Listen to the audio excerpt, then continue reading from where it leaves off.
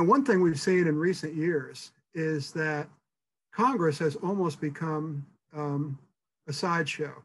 And I don't mean that in the sense of a freak show, although maybe that's the case too. But it seems like so much of what happens in government is either coming out of the White House in the form of executive orders or out of the courts in the domain of decisions on matters of public policy.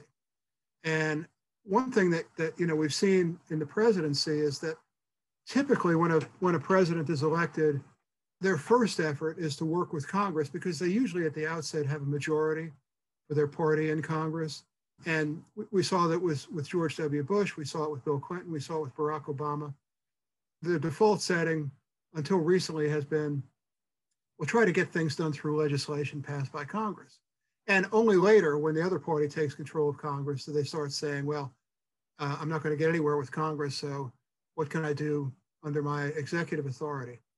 With President Trump, we saw that process fast forwarded. So from day one, even with a Republican Congress, he was relying on his executive authority or what he thought was his executive authority.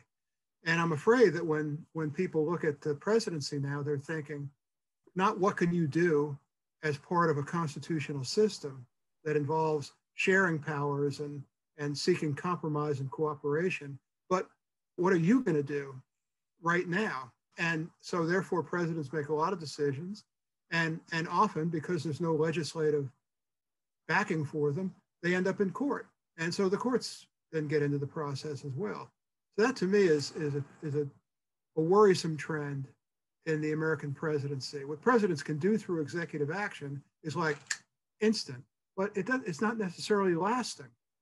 So that's not the way the system works when it works well. I think it also reflects the polarization in the society right now, and it may feed it as well. But given the level of polarization, it's hard to get Congress to compromise, and therefore it becomes increasingly difficult or tempting, shall we say, for presidents to go on their own and play to their base and so on.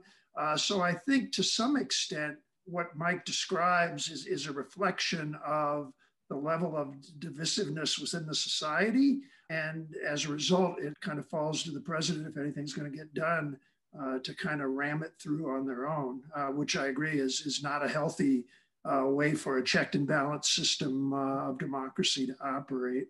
And of course, events play in as well, right? Who could have predicted COVID? Crisis situations tend to lead to presidents taking more on their own shoulders, for better, for worse, or not taking them on.